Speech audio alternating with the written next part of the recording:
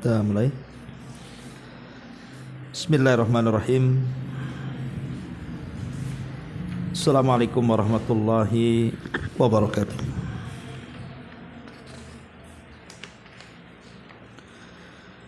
Alhamdulillah wassalatu wassalamu ala Rasulillah wa ala alihi wa sahbihi wa mawalah wa la hawla wa la quwata illa billahi wa ba'du.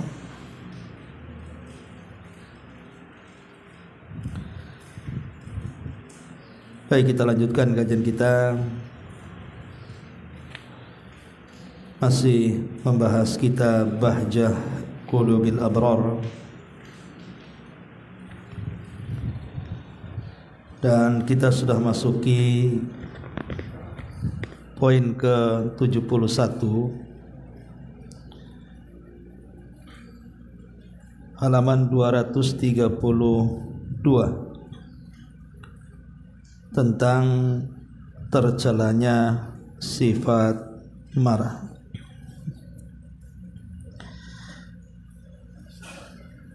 Baik, kita akan baca dulu hadisnya.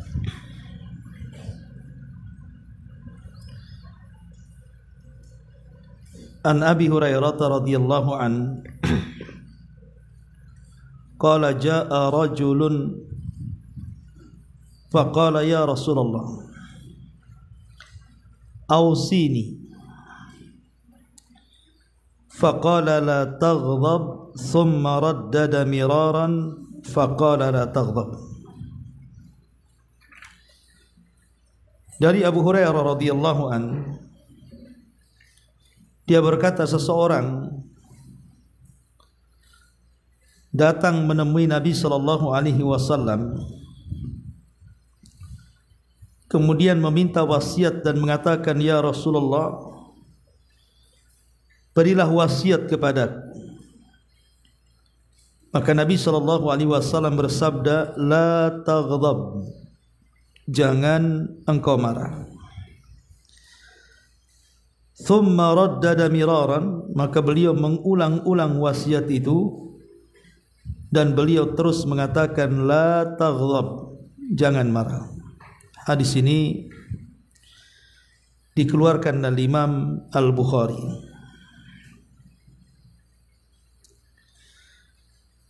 Ma'asyiral muslimat yang dimuliakan Allah Subhanahu wa taala, hadis ini sangat baik sekali untuk sedikit kita bahas.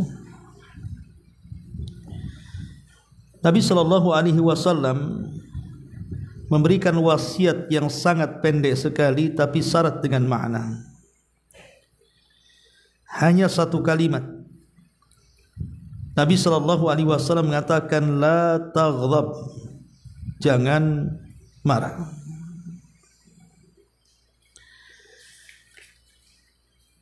Baik, sebelum kita akan menjelaskan apa yang dikatakan pengarang di sini, kita ambil beberapa faedah dari hadis ini. Yang pertama, semangat para sahabat Nabi sallallahu alaihi wasallam yang datang kepada Nabi sallallahu alaihi wasallam untuk mencari sesuatu yang bermanfaat bagi hidupnya. Dan seharusnya begitu. Kalau kita datang kepada orang alim, kepada ustaz, ustazah ataupun guru-guru kita,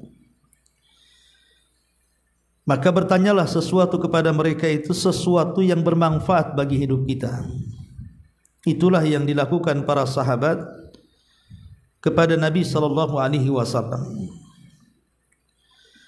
Kemudian yang kedua, husnu ta'limin Nabi. Bagaimana Nabi sallallahu alaihi wasallam mengajarkan bagaimana seorang guru ketika mengajar muridnya. Maka Nabi sallallahu alaihi wasallam memberikan jawaban kepada orang yang bertanya sesuai dengan keadaan dia. Karena Rasul tahu orang yang bertanya ini orangnya emosian, orangnya mudah marah. Makanya Nabi SAW tidak memberikan wasiat yang lain tapi wasiat dengan sesuai dengan karakternya. Karena dia suka marah, mudah emosi, maka Nabi SAW hanya mengulang-ulang kalimat ini, la taghdab, jangan marah, jangan emosi. Maka kita juga sama. Kalau kita menjadi seorang guru, maka harus melihat karakter murid-muridnya. Di mana ada murid-murid tidak bisa dinasihati kecuali dengan kelembutan. Ada murid-murid tidak bisa dinasihati kecuali dengan agak keras sedikit, dan begitu seterusnya. Maka seorang guru wajib mengenal karakter masing-masing muridnya. Kemudian yang ketiga, hadis ini larangan tentang ghadab, tentang marah. Karena marah ini dampaknya buruk. Kalau terjadi pada keluarga, bisa saja seorang istri dan suami bercerai gara-gara marah. Kalau berkenaan dengan anak dan orang tua, bisa saja kemudian anak durhaka dengan orang tuanya, kawan menjadi lawan, dan begitu seterusnya. Jadi akibat marah ini memang luar biasa. Makanya kenapa Nabi SAW sampai mengulang-ulang kalimat marah ini dan mengatakan la taghdab sampai berkali-kali. Dan dari sini kita tahu bahwa sifat marah itu adalah sifat tercela. Memang tidak semua marah tercela, akan tetapi umumnya marah itu biasanya dampaknya buruk. Makanya kenapa Nabi SAW sampai membuat sebab bagaimana caranya meredam emosi. Di antaranya Nabi SAW mengajarkan kepada sahabatnya untuk mudah memaafkan.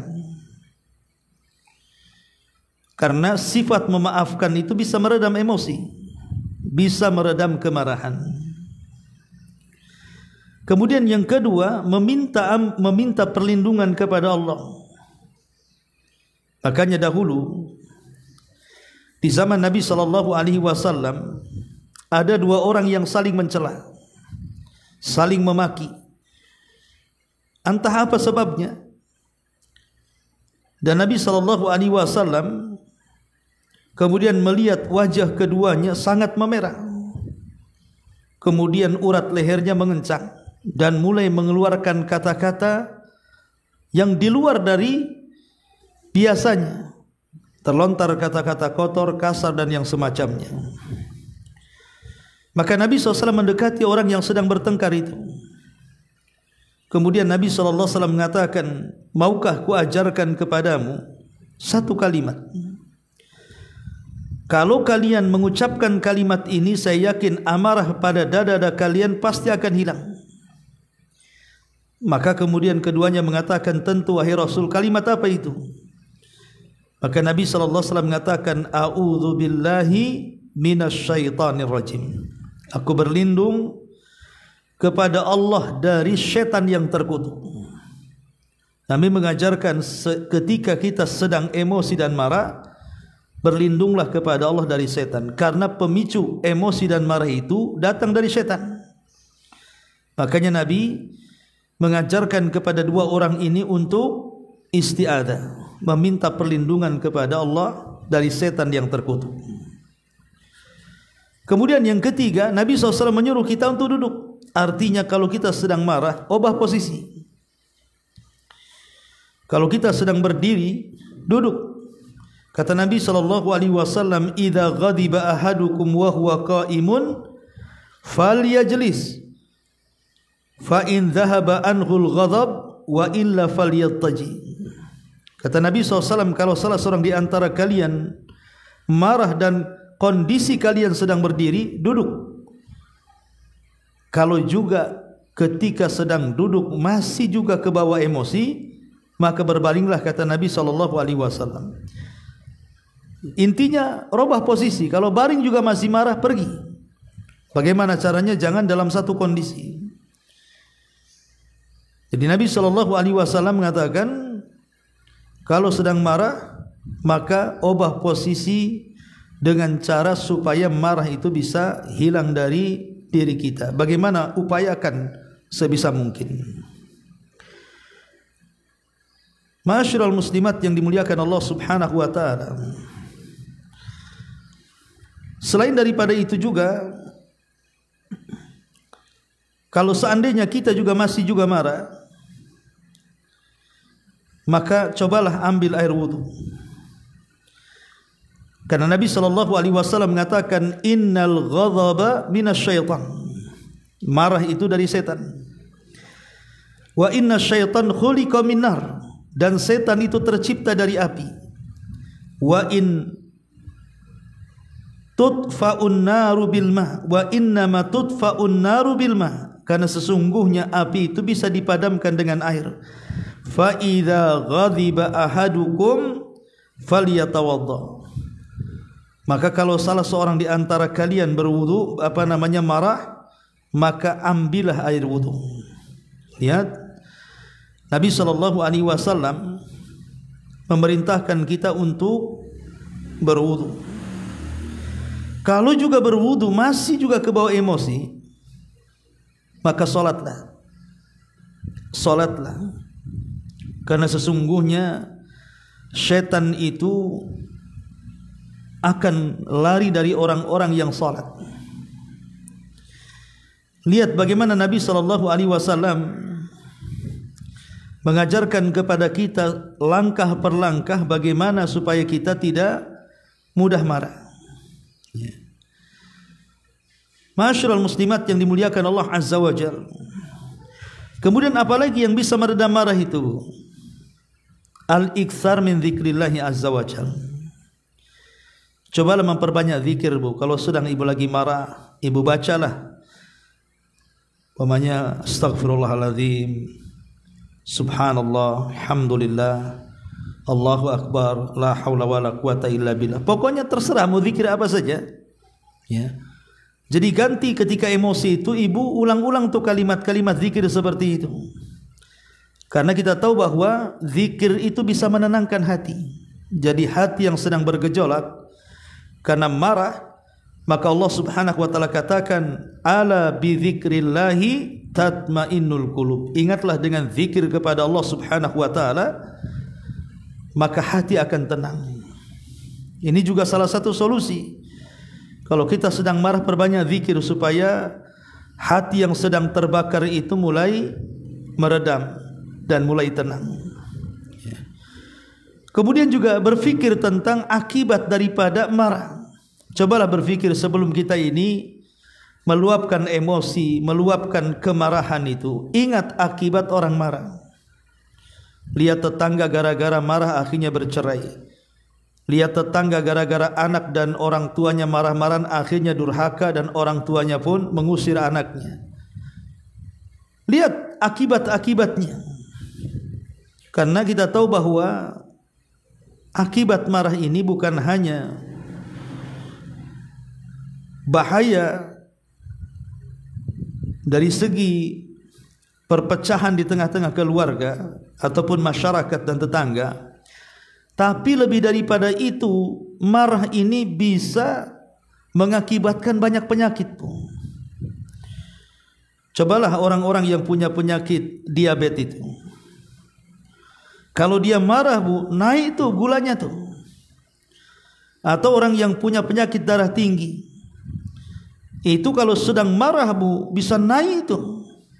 Apalagi orang stroke, kalau marah bisa mati, Bu. Jadi marah ini kemana-mana gitu ya. Jadi bukan hanya merugikan diri sendiri dengan berbagai macam penyakit muncul yang bisa saja kemudian mengarahkan kepada kematian. Lebih daripada itu tadi, suami istri akhirnya tidak sakinah, mawaddah dan rahmat, tetangga juga tidak aman, bermasyarakat juga musuhan. Jadi cobalah sebelum kita ini meluapkan emosi dan marah itu, lihat dampaknya, baik dampak kesehatan ataupun dampak di luar daripada itu. Kemudian ingat juga bahwa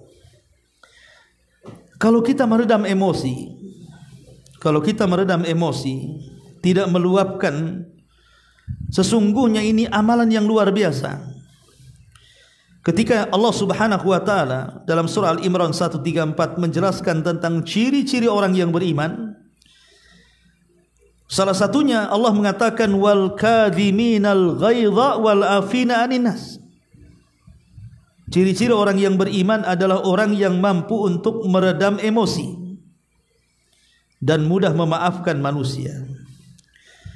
Dari sini kata para ulama, orang yang memendam emosi, marah sih marah, namanya manusia Bu ya. Ibu kalau diejek, dihina, digibah, dilecehkan, direndahkan, diadu domba dan yang semacamnya, namanya manusia, itu pasti ada sisi marahnya kan Bu.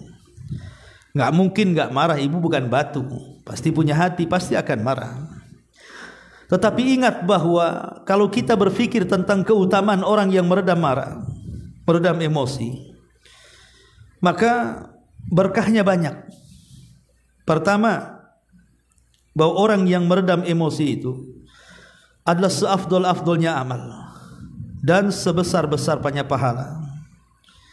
Jadi ibu sudah bisa membuat amalan yang luar biasa dan bisa menghasilkan pahala yang besar, sebagaimana Nabi SAW menjelaskan hal itu.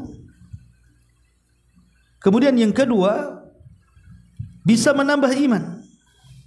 Bisa menambah iman. Kata Nabi SAW, ma qadhamaha 'abdun lillahi illa mala Allahu jawfahu imanan. Siapapun yang meredam emosinya, maka Allah Subhanahu wa taala akan memenuhi hatinya dengan keimanan. Kemudian juga orang yang meredam emosi itu sebab Allah berikan kekuatan harapan. Kata Nabi SAW, man qadhama ghaidahu walau sya'an yamdiyahu amdahu mala Allahu qalbahu raja'an yaumal qiyamah. Siapa yang bisa menekan emosinya, menekan marahnya, sementara dia sanggup untuk meluapkannya, kalau dia ingin menumpahkannya, dia bisa menumpahkannya, tapi dia tekan emosinya, maka Allah Subhanahu wa taala akan penuhi hatinya dengan harapan kelak pada hari kiamat. Harapan kalau dia akan selamat dari neraka dan harapan kalau dia bisa masuk surga. Kemudian juga di antara keutamaan orang yang bisa menekan emosi itu adalah menyebabkan kita bisa masuk ke dalam surga. Satu hari Abu Darda radhiyallahu an bertanya kepada Rasul, Rasul, tunjukkan kepadaku amalan yang bisa memasukkan aku ke surga. Apa kata Nabi? La taghdab walakal jannah. Jangan marah, Allah akan berikan surga kepadamu. Jangan marah, Allah akan berikan surga kepadamu, kata Nabi. Lihat bagaimana Nabi SAW menjanjikan kepada Abi Dar, orang yang tidak marah itu jalan menuju surga lebih mudah. Bahkan lebih daripada itu, orang yang bisa menekan emosinya kelak pada hari kiamat, di depan manusia yang banyak, Allah Subhanahu wa taala akan memujinya. Akan memujinya dan akan menghadiahi dengan banyak nikmat di surga. Subhanallah. Bagaimana orang-orang yang menyembunyikan marah itu sedemikian luar biasa keutamaan dan keagungan serta keistimewaan yang akan didapat di hadapan Allah Subhanahu wa taala. Tapi sebaliknya, orang kalau memperturutkan hawa nafsunya, artinya memperturutkan amarahnya, maka banyak dampak yang akan didapati bagi orang-orang yang terus memperturutkan hawa nafsunya. Ma'asyiral muslimat yang dimuliakan Allah Azza wa Jalla, tentu orang marah itu kan ada sebabnya kan Bu. Nggak mungkin orang tiba-tiba marah, orang gila itu. Ketika ibu marah tentu kan ada sebabnya Bu. Lah kalau bisa sebab-sebab ini jauhi supaya jangan memancing kita emosi. Apa saja sebab-sebabnya? Pertama, biasanya karena masalah bercanda, mizah. Terkadang Bu, bercanda ini bisa membuat orang marah. Karena terkadang ada candaan-candaan itu yang terkadang menyakiti hati orang. Sehingga yang disakiti dengan candaannya itu akhirnya mendendam, menaruh sakit hati kepada orang yang bercanda kan Bu. Maka hindari bercanda yang berlebihan, apalagi sampai kemudian menyakiti orang. Yang kedua, terlampau semangat mencari dunia. Terlampau semangat mencari dunia, sehingga ketika kemudian ada saudara kita yang lebih maju usahanya, lebih maju bisnisnya, terkadang kita marah. Kenapa dia begitu, kenapa saya begini? Itu karena sudah terlilit dengan urusan dunia. Kalau sudah orang gila dengan dunia, maka terkadang dia tidak mau dikejar oleh kawannya. Kalau bisa jangan sampai kawannya melebihi dia. Akhirnya kemudian dia pun menjadi marah dan emosi. Ini juga diantara sebabnya. Kemudian sebab yang ketiga adalah karena berdebat. Seseorang berdebat, entah berdebat soal agama atau soal dunia.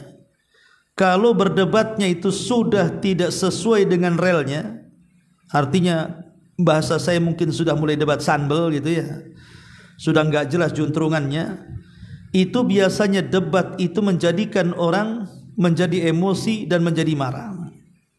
Makanya hindari perdebatan yang bisa menjadikan kemudian emosi kita bangkit, akhirnya menyalahkan dan menjadi permusuhan dengan lawannya. Jadi hindarilah tempat-tempat yang membuat kita marah. Ma'asyiral muslimat yang dimuliakan Allah Subhanahu wa taala. Lah di sini pengarang membawakan hadis ini tentang tercelanya marah.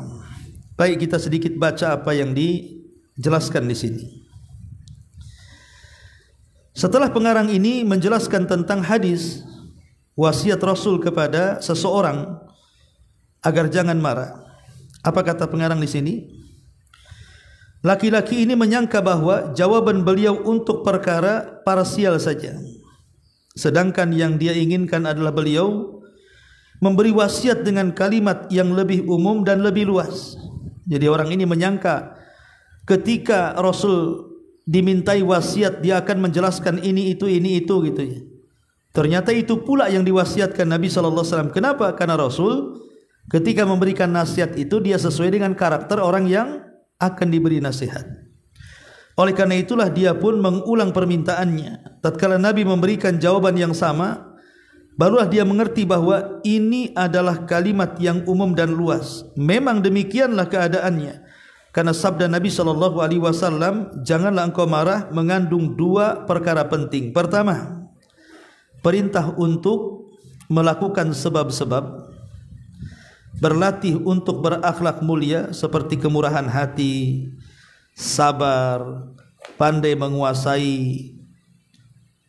Maksudnya menguasai diri saat mendapat gangguan dari orang lain, baik berupa ucapan maupun perbuatan. Apabila seorang hamba diberikan taufik untuk meraih hal itu, kemudian dia mendapat gangguan yang memicu amarahnya, dia bisa menahannya. Karena akhlaknya yang bagus, dia menerima gangguan tersebut dengan sikap murah hati dan juga sabar. Dia mengetahui dampak positif dari kesabaran.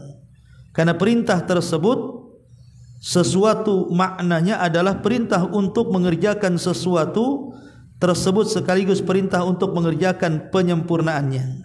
Demikian juga larangan dari sesuatu adalah perintah untuk melakukan kebalikannya, sekaligus perintah untuk melakukan sebab-sebab yang membantu seseorang hamba untuk menjauhi perkara yang dilarang. Hadis ini termasuk contohnya. Maksudnya begini Bu, Nabi ini ngomongnya singkat, jangan marah, itu kan singkat Bu. Tapi kalau kita pikirkan, apa sih yang dimaukan Nabi? Kenapa Nabi SAW mengatakan jangan marah titik sampai di sini? Yang dimau Nabi itu bukan hanya sekedar marah, maksudnya menahan marah, Tapi lebih dari itu, bahwa orang yang menahan marah itu akan melahirkan banyak akhlak terpuji. Orang kalau bisa menahan marahnya, menahan emosinya, maka dia akan terlahir menjadi orang yang sabar, terlahir menjadi orang yang pemurah hati, terlahir orang yang bisa menguasai hawa nafsunya, terlahir menjadi orang-orang yang berakhlak baik, dan begitu seterusnya. Itulah lihat keajaiban kalimat Nabi. Kalau dipikir-pikir itu sebenarnya kalimat pendek ini syarat dengan banyak faedah dan makna.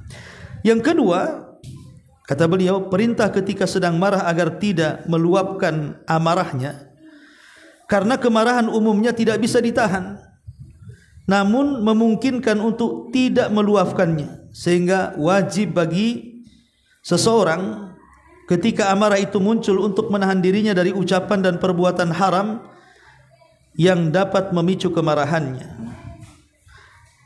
Jadi yang kedua, kenapa Rasul mengatakan jangan marah? Karena dampak negatifnya besar. Jadi bukan hanya kalimat jangan marah itu melahirkan akhlak sabar, melahirkan akhlak kemurahan hati, melahirkan akhlak menguasai diri, bahkan melahirkan akhlak yang luar biasa. Tapi lebih daripada itu, Rasul sudah tahu bahwa dampak kemarahan itu pasti kemana-mana. Ya, saya dicontohkan tadi seperti anak jadi durhaka, kemudian suami bisa menceraikan, tetangga jadi lawanan, dan begitu seterusnya kan. Rasul tahu dampak itu. Makanya Rasul cukup mengatakan jangan marah. Tidak perlu kemudian dirinci ngalor ngidul bahasa kitanya. Kemudian kata beliau, kapan seseorang mampu menahan diri dari pengaruh buruk kemarahan, maka seolah-olah pada hakikatnya dia tidak marah. Dengan itu seorang hamba menjadi sempurna kekuatan akal dan hatinya, sebagaimana Rasul mengatakan laisa syadidu bisur'ah innamasy-syadidul ladzi yamliku nafsahu indal ghadab. Orang yang kuat bukanlah orang yang pandai bergulat, sesungguhnya orang yang kuat adalah orang yang mampu menguasai dirinya ketika dia sedang marah. Jadi orang yang menahan marah, maka Allah akan sempurnakan kekuatan akal dan hatinya, karena dia bisa menguasai hawa nafsunya. Kemudian kata beliau, kesempurnaan kekuatan seseorang hamba ada pada kemampuannya untuk mencegah diri dari pengaruh-pengaruh jelek, kekuatan syahwat dan kekuatan amarah. Bahkan dia mengubah dua kekuatan jelek itu untuk memperoleh segala yang bermanfaat bagi agama dan dunianya, serta menolak segala yang memudaratkan agama dan dunianya.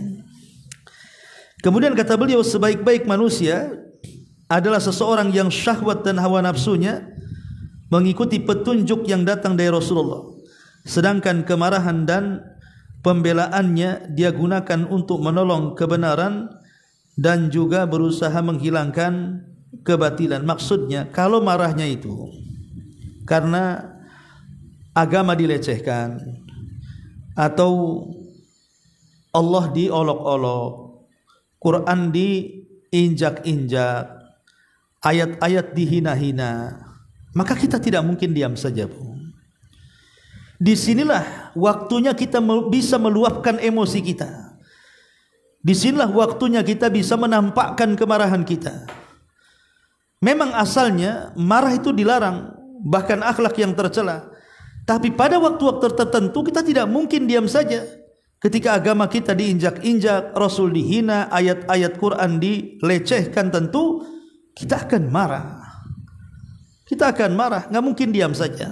Jadi boleh kita meluapkan amarah kalau itu berkenaan dengan agama. Berkenaan dengan agama, seperti Nabi. Nabi itu loh, pribadinya dikatakan penyihir, gila, tukang tenun, pemecah belah, tapi Rasul tidak marah. Karena yang dihina pribadinya. Tapi lihat ketika kemudian agamanya dihina, Nabi SAW tidak tinggal diam. Nabi SAW marah, menunjukkan bahwa marah ini kan ada tempatnya. Kapan seseorang marah, kapan seseorang dilarang tidak boleh marah. Makanya dalam sebuah hadis ketika Nabi SAW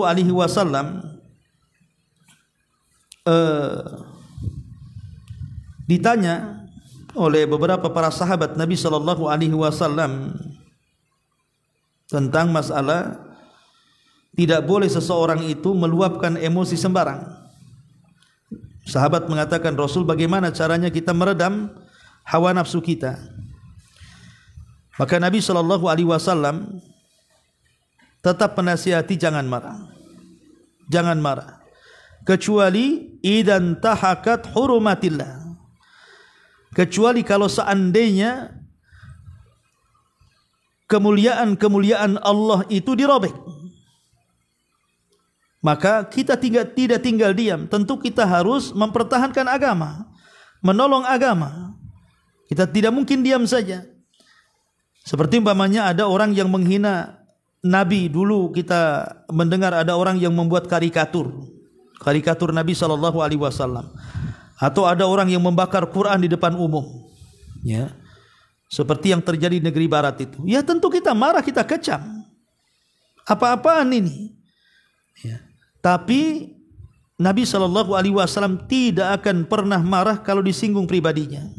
Itulah bedanya kita dengan Nabi. Kalau agama kita dihina, kita diam saja. Tapi coba anak kita yang dihina, suami kita yang dihina, istri kita yang dihina, badan kita yang dihina, bisa dendam 7 turunan. Tapi kalau agama dihina, kayaknya cuek-cuek saja. Nah, ini terkadang kebalikan kita dengan Nabi SAW, salah meletakkan emosi. Nah, inilah diantara faedah hadis Nabi SAW tentang wasiat jangan marah. Baik, sampai di sini. Nah, ini yang dikatakan pengarang Syekh Abdurrahman As-Sa'di rahimahullahu ta'ala. Sebelum saya tutup, silakan kalau ada yang mau bertanya.